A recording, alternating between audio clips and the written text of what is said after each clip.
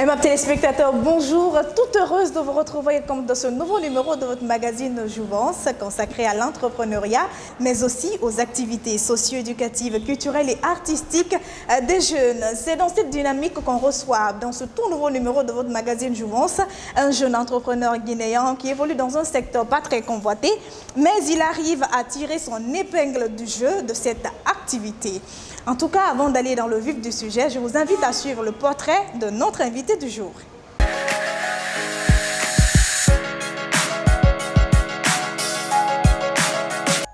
Mohamed Khalil Sako, diplômé en sciences du langage au Centre universitaire de Kindia, actuelle Université de Kindia.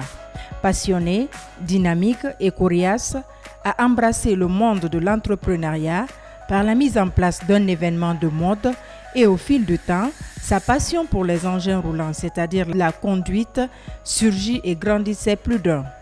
C'est dans cette dynamique qu'il entame le boulot de chauffeur au sein d'une société de la place. Ce métier lui a permis non seulement d'économiser, mais aussi d'acquérir davantage de l'expérience dans ce domaine. Mohamed Khalil Sako est aujourd'hui l'administrateur général de la société MAM Location Voiture, dotée d'une équipe commerciale, jeune, dynamique et disponible à tout moment.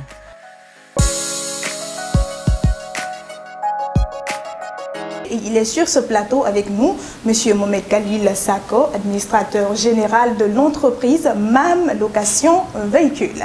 Bonjour à vous, M. Sako. Bonjour, madame. Alors, au-delà de tout ce qu'on a dit dans le portrait, pouvez-vous nous parler de vous? Merci, madame. Et je suis très honoré et ravi. M. Sako Mohamed Khalil est né en 90. Ah ouais, dans les années 90. Ça fait jeune. Oui, évidemment. Et j'ai fini mes études en 2012. Et après les études, M. Sako était à la quête de l'emploi. Comme depuis le lycée, je suis ce jeune qui se dit, il ne faut pas s'asseoir, il faut bouger. M. Sako est allé vers une autre structure et qui m'a accordé un emploi, peut-être il ne faut pas rire, mais M. Sako a eu son premier emploi comme chauffeur. D'accord. On dit qu'il n'y a pas de sous-métier, je pense qu'il n'y a pas de quoi se moquer. Évidemment, non, il faut le dire comme ça, donc on va se moquer et dire okay, pourquoi finir les études et être chauffeur d'une entreprise.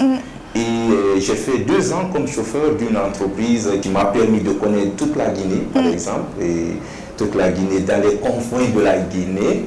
Après, M. Sako est allé encore dans un département ministériel pour la recherche toujours. Je suis allé, c'était au département des ressources humaines, au ministère de la Culture. Là, je remercie M. Kingoma, et qui m'a permis de découvrir un certain monde professionnel, au fait. Et c'est dans ça que je suis resté. Comme je dis toujours, c'est le stage. Après le stage, je suis allé encore dans d'autres structures, aller me performer. Mais avec tout ça, j'étais à côté, je faisais le chauffeur à côté. Ce n'était pas dans ce métier, c'était pour... Oui, c'était pour... non, en fait, non seulement c'était pour avoir quelque chose derrière, mais c'était pour ne pas s'asseoir. Je suis contre cela. J'aime les jeunes qui bougent et je bouge. Et j'aime toute personne qui bouge. C'est comme ça que je suis resté dedans. J'ai lancé une première structure de jeunes. Je suis rentré dans l'événementiel. L'événementiel, j'ai pu structurer l'événementiel. Pourquoi ne pas me lancer dans un événement qui impacte un peu la vie de la nation, la vie économique de la nation? Je suis resté dans ça. J'ai créé le salon du textile et du pain africain. Et cela m'a offert aussi beaucoup d'opportunités et beaucoup de relations. Ça, j'avoue. Et je suis resté dans ça. Je suis allé encore vers le marketing parce que je me suis dit pourquoi ne pas bouger. Je suis allé concocter quelques commerçants à Madina. Oh oui, je suis allé là-bas. C'est pour vous dire qu'on a bougé beaucoup. Vous êtes Voilà, c'est pour vous dire combien de fois je bouge. Tout ça, c'est pourquoi? C'est pour avoir une stabilité de nom. J'ai recruté une dizaine, quinzaine de jeunes pour aller promouvoir un peu les produits de nos clients. Au fur et à mesure, je gagne en expérience. Beaucoup d'expérience. Et je suis resté dans ça un jour et j'ai fait un projet. Et parce que à côté, quand je faisais le chauffeur, non seulement je viens de vous dire que ça m'a permis de connaître la Guinée, mais ça m'a permis de connaître le véhicule et l'importance qu'il y a dans le transport pour la location. Alors, on a beaucoup à dire sur votre parcours. Ouais. Il est vraiment passionnant, merci, ce parcours. Ouais. Ben, j'aimerais tout de suite qu'on aille sur cet aspect. Vous êtes diplômé en sciences de langage. Pourquoi avoir entrepris dans un domaine nettement différent? Il y a une question d'amour qui est là, non? Et je peux dire, l'homme suit son destin. Il faut l'accepter. D'accord. La vie nous crée des opportunités, certaines opportunités. Quand ça colle un peu à tes ambitions, je pense qu'il faut saisir. C'est ce qui m'a poussé vers vraiment créer une entreprise de location de véhicules. Parce que moi-même déjà, je suis chauffeur à la base. C'est une question de passion. C'est une question de passion. C'est un peu ça et je suis bien d'accord avec vous parce que ce temps-là, c'était vraiment dur pour moi. Donc c'est pour dire que pour entreprendre dans un secteur, il faut déjà aimer. Il faut aimer. Moi, je pense bien qu'il faut aimer quelque chose qui te passionne et aller vers cette chose. C'est tout pour moi. Dites-nous, M. Sako, comment est-ce que vous avez commencé? C'était sur fonds propres ou... J'ai créé l'entreprise par le sou de mon grand-père. Le sou? Oui, de mon grand-père. Donc vous avez hérité? Non, pas hérité. C'est comme si je disais à mon grand-père, donne-moi 300 000 ou 400 000, je vais faire quelque chose. Après, je prends ça, je vais aller mettre ça dans une banque? Non, pas dans une banque. Je vais aller prendre d'abord le dossier. D'accord. À la pipe, c'est pas cher. Ok. J'ai commencé par ça. J'ai gardé l'entreprise dans mon sac. Je parlais parce que je suis quelqu'un qui exprime. Je m'exprime quand j'ai besoin. Je pense qu'en m'exprimant, je suis arrivé à bon terme. J'ai commencé à garder. Ce n'est pas du tout facile. Et en quelle année vous avez mis en place cette entreprise? Mam Location est née en 2021. 2021. 2021. D'accord. Et Mam Location a beaucoup bougé parce que ça trouvait que je faisais des activités antérieures. Et ces activités antérieures m'ont permis aussi d'avoir quelques relations qui vont dire « Ok, on va t'accompagner, pourquoi pas, tu es une bonne personne. Et on a confiance en toi. » Déjà, tout ce qu'on peut chercher dans l'entrepreneuriat, c'est la crédibilité. Et cette crédibilité, je l'ai eue par des personnes qui m'entourent. Voilà. Et puis depuis là, quand je me suis lancé, ils m'ont dit pourquoi pas, on t'aide. Parlez-nous un peu de MAM Location de véhicules. MAM Location, je vais dire MAM, on va commencer par le nom. Mais pour vous dire vrai, MAM, c'est cette fille qui est à mon grand frère, mais que j'adore. J'adore bien cette fille. Je le vois comme ça, me regarder. Quand deux fois on s'appelle, je l'appelle, elle me regarde, elle me dit « Tonton Sako, comment vas-tu » Je dis « Je vais bien, ça va ». C'est ainsi que je me dis pourquoi ne pas donner le nom de l'entreprise à MAM. Et MAM Location de véhicules, il faut le dire comme ça, est une société qui évolue, comme on l'entend, dans la location, le transport et de l'achat et vente de tout type d'engins. Et MAM se subdivise en 3 directions. Pour le moment, nous avons la direction de l'administrateur général qui coordonne les activités. Nous avons aussi la direction marketing, communication et commerciale. Il y a la direction logistique. Et c'est ça un peu l'organigramme du MAM. Et à côté, nous faisons d'abord la location, comme je vous ai dit. La location aussi, c'est des petites voitures, et des 4x4, des engins lourds, de BTP. Et aussi le transport de marchandises surtout, et qu'on vient encore d'insérer par rapport aux besoins des clients. Oui. Alors, dites-nous, ça se passe comment cette location? Qui sont vos clients potentiels? Oui, nos clients potentiels ici dans nos ciblages, c'est tout le monde. Par exemple, on a catégorisé un peu, je ne vais pas tout détailler, mes stratégies en fond, je ne vais pas le dire totalement. On en a besoin parce que c'est permettre aux autres jeunes d'entreprendre. Oui, c'est permettre. Ils ont besoin d'être inspirés par vous. En fait, on a commencé par catégoriser nos cibles. Vous avez compris. Et nous avons les consommateurs, les citoyens, les particuliers qui sont là. Nous avons les ONG, les sociétés privées, les institutions. Vous voyez, on a catégorisé un peu. Après catégorisation, nous avons commencé d'abord, puisque on ne peut pas bouger seul, on a commencé par identifier nos partenaires, nos concurrents alors. D'accord. Parce que pour moi, la concurrence, je l'aime si elle n'est pas déloyale, par exemple. Bon, et quand nous sommes rentrés dans ces détails, on a pu détecter plusieurs sociétés de location de véhicules. Mais qui évoluent dans le secteur informel. Mais c'est ce que je veux en venir. Fort malheureusement, ce sont des structures qui évoluent dans l'informel. Okay. Et nous, ça joue, ça impacte gravement notre activité parce que pour nos études de faisabilité, on était censé d'abord identifier, connaître comment le coût de location de nos concurrents, mais on a compris que l'informel, le monsieur est chez lui, il ne travaille pas, il a une voiture, madame vient de l'Europe, ou madame veut se déplacer sur les aéroports. Le monsieur qui ne paye ni taxes, ni quoi que ce soit, il n'a que seulement les frais d'entretien de sa voiture.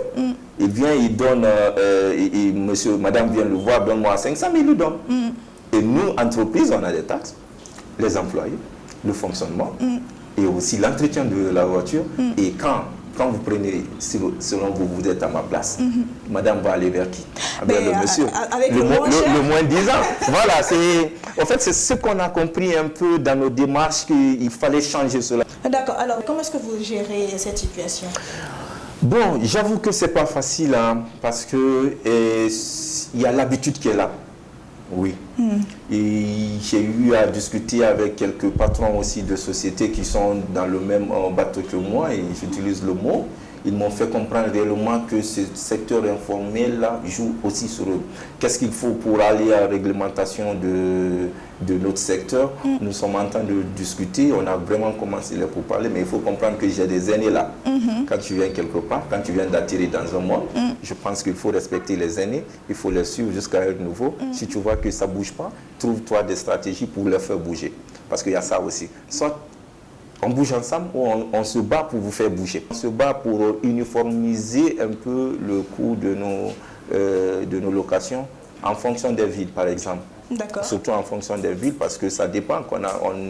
Nous, chez nous, on a subdivisé la Guinée en 4, en 5 comme ça. Quand vous prenez la ville de Conakry, vous commencez par ça. Vous prenez la Basse-Côte, Moyenne Guinée et l'autre Guinée, Guinée forestière. Ce qui veut dire que chaque région a un prix chez nous. Alors, je pense que les téléspectateurs sont mieux édifiés par rapport à toutes les activités que cette entreprise MAM, location de véhicules, mène sur le terrain.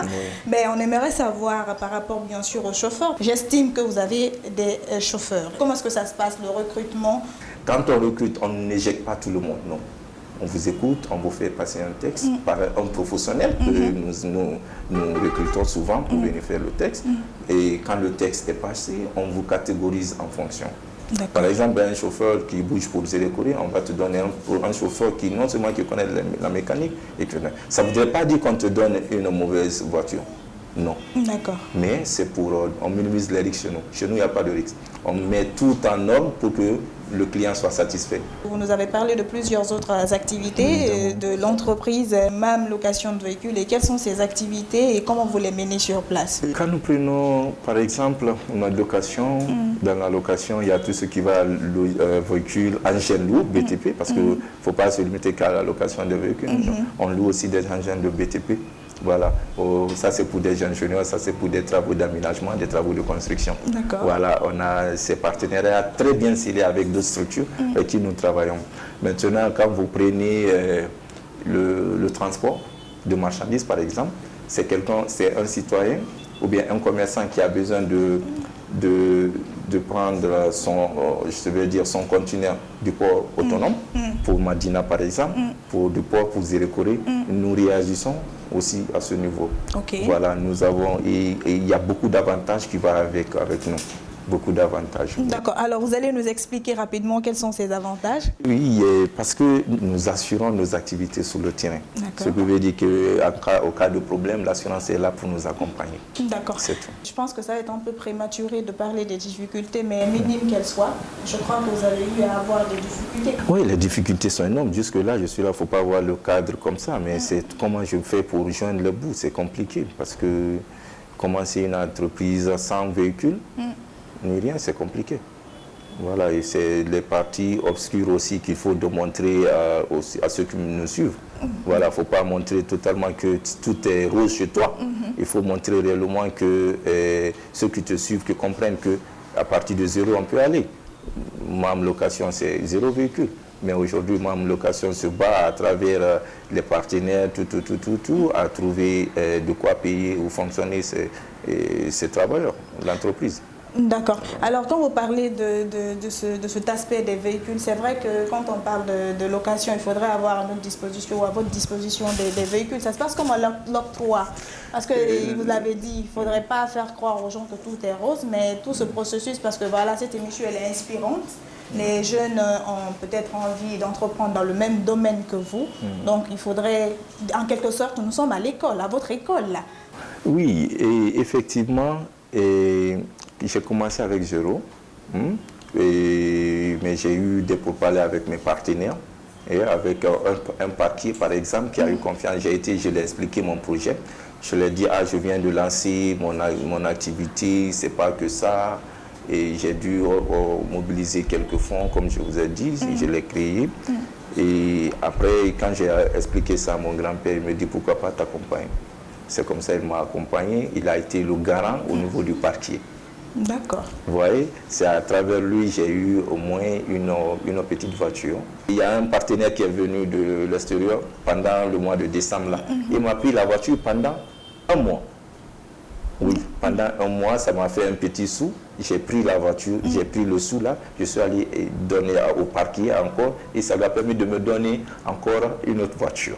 Alors aujourd'hui, j'ai 2 voitures à ma disposition, avec quoi je fais bouger l'entreprise et puis voilà, ça va. Maintenant, les autres véhicules 4x4, tout, ça c'est des partenaires qui sont là. Donc vous sous-traitez? Voilà, je sous-traite avec eux, c'est comme ça, je fais fonctionner l'entreprise. Mais ce qui est intéressant dedans, il faut être vraiment loyal et honnête dans cette activité. D'accord. Alors, aimables téléspectateurs, si vous venez de nous prendre en marche, vous êtes dans votre magazine Jouvence. Vous savez, c'est un espace dédié à l'entrepreneuriat, mais aussi aux activités socio-éducatives, culturelles et artistiques des jeunes. Aujourd'hui, nous avons l'insigne honneur de recevoir sur ce plateau un jeune entrepreneur guinéen qui évolue dans la location des véhicules. Vous savez, ce secteur est convoité par l'informel, mais bon, il essaie tant bien que mal de gérer la concurrence et amener les uns et les autres à formaliser leur activité. Tout de suite, on part avec le Jouve reportage. Vous savez, c'est la 2e rubrique de ce magazine. Et juste derrière, on se retrouve sur ce plateau pour la suite.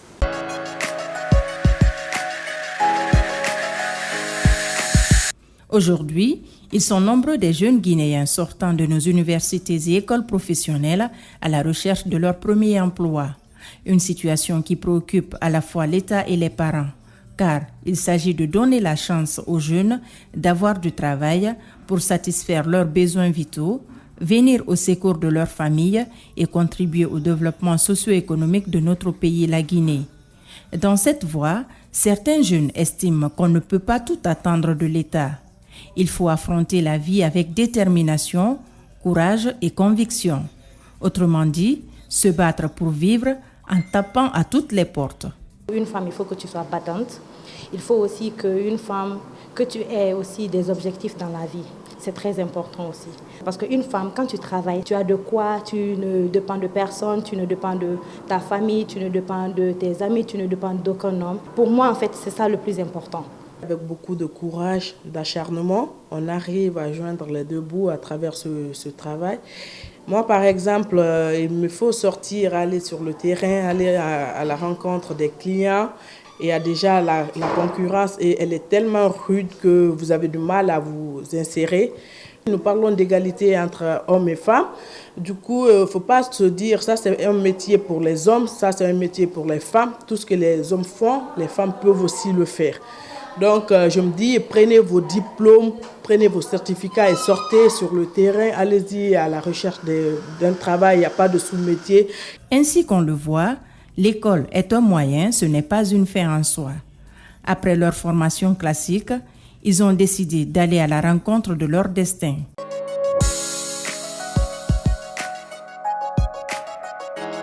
De retour Retour sur ce plateau de votre magazine Jouvence, mesdames et messieurs, la suite. Nous sommes toujours avec notre invité du jour. On a parlé de beaucoup d'aspects de son entreprise, mais il est important qu'on rappelle quand on a des difficultés dans une entreprise ou dans l'exercice de nos différentes activités, il faudrait s'armer de force. Des fois, il y a des personnes qui se font entourer par d'autres personnes qui leur font confiance et qui arrivent à les booster. On ne sait pas c'est quoi la situation avec notre invité. On va donc le demander depuis le départ de cette aventure, après l'obtention du diplôme. Il s'est dit, écoutez, moi, je ne vais pas attendre l'État, je me lance dans l'entrepreneuriat. Ça fait vieux. Beaucoup d'eau ont coulé sous le pont. Qu'ils nous disent comment est-ce qu'il est arrivé là, sur ce plateau.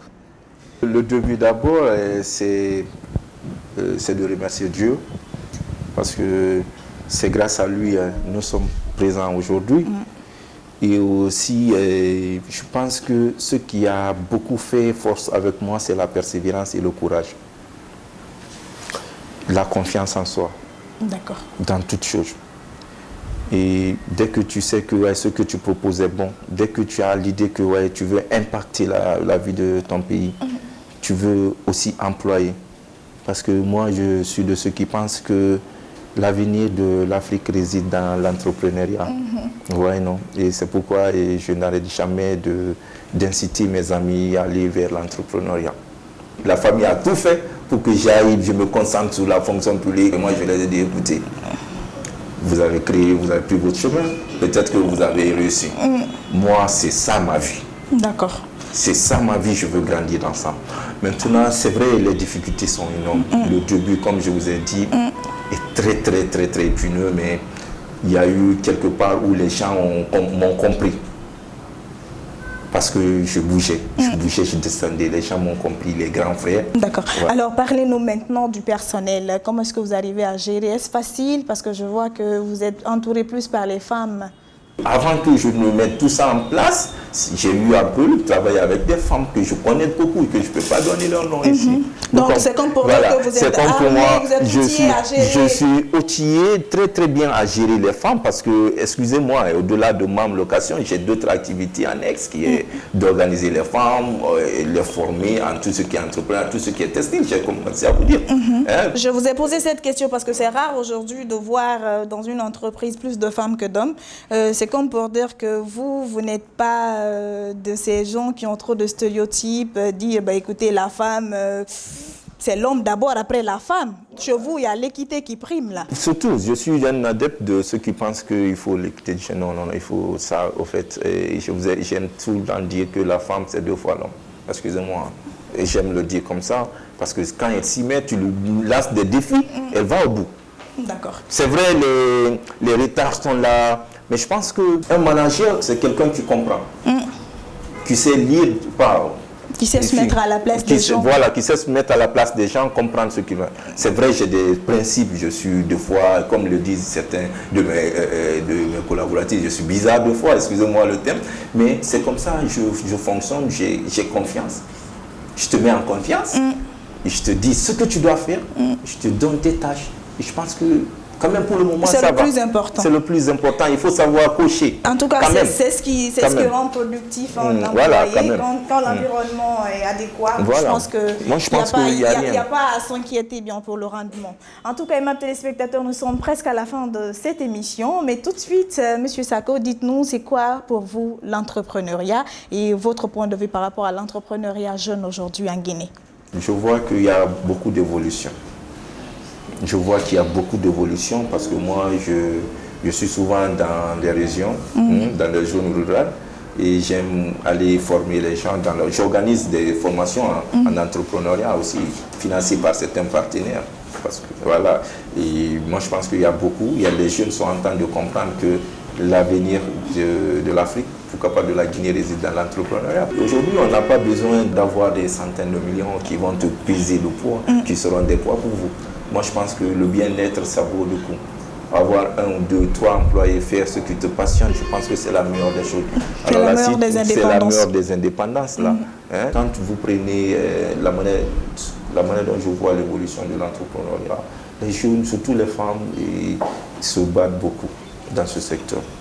Ouais, c'est vrai, il faut amener surtout aussi les femmes à se battre, mais j'en suis sûr que les femmes se battent. Parce que moi, je suis avec des femmes de milieu rural, là, et je sais que combien de fois les gens là, parce que je suis artisan à la base. Et aussi, quand on aurait bien voulu que vous soyez en textile guinéen pour mettre en évidence toute cette passion pour l'artisanat. Bon. Je suis d'accord, mais l'artisanat, c'est là, c'est dans le sang, quoi. Ça, ils savent, peut-être que d'aucuns me regardent et ils sauront quoi. Ils savent déjà qui je suis un peu. L'entrepreneuriat, vraiment, pour moi, c'est l'ouverture de soi-même. C'est vraiment, comme j'aime le dire toujours, c'est de faire quelque chose qui te passionne. Et être soi, c'est tout. En Guinée, c'est compliqué. Mais je pense que l'État va s'y mettre à donner plus à soutenir les jeunes entrepreneurs. Parce que quand tu commences le début, tu vois, il n'y a rien. C'est toi qui te bats pour créer. Tu crées, c'est les taxes qui sont là.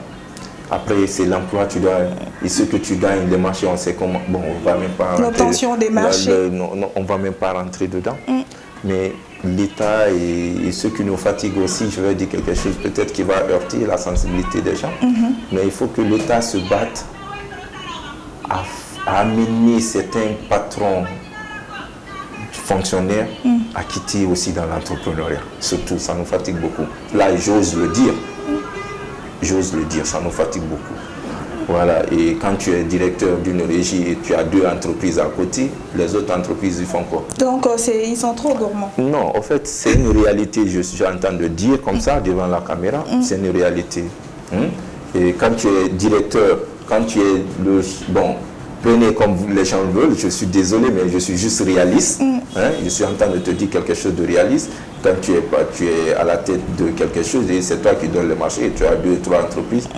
Moi, ce qui est sûr... Les doubles ou triples emplois, je ne sais pas, et c'est compliqué, mais ce qui est sûr, ce qui m'est destiné, j'aurai ça dans ce pays.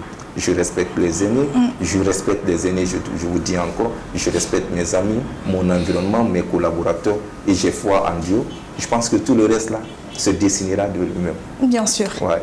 Alors, nous sommes à la fin de cette émission, mesdames téléspectateurs, mais bien avant, votre dernier message, Monsieur Sako.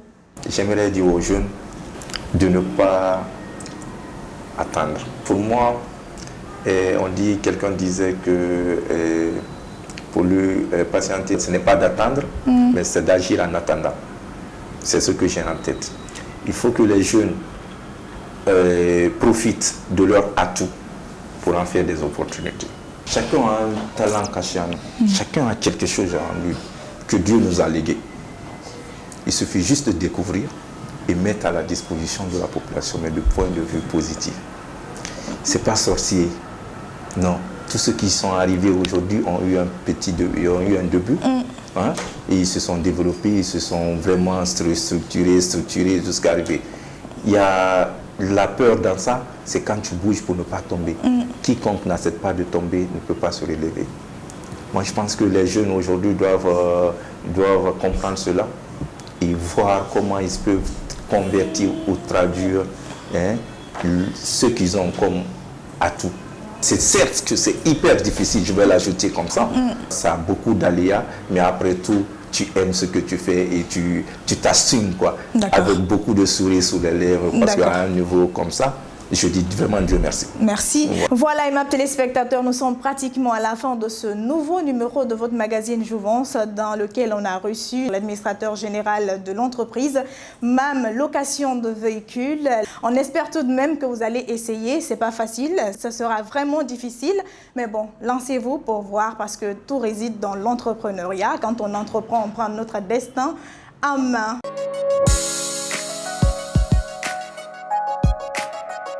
Voilà, aimables téléspectateurs, ainsi s'achève cet autre numéro de votre magazine Jouvence. Aujourd'hui, on a reçu un jeune entrepreneur guinéen qui évolue dans une activité pas très convoitée, mais qui arrive à tirer son épingle du jeu. Il s'agit de la location des véhicules. J'espère que notre invité du jour vous a inspiré et que vous avez pris du plaisir en notre compagnie. Merci à l'équipe technique pour la réalisation de cet autre numéro de Jouvence. En passant, je dis grand merci à ma maquilleuse et ma coiffeuse. On se retrouve le mois prochain pour une nouvelle aventure. D'ici là, prenez soin de vous et au revoir.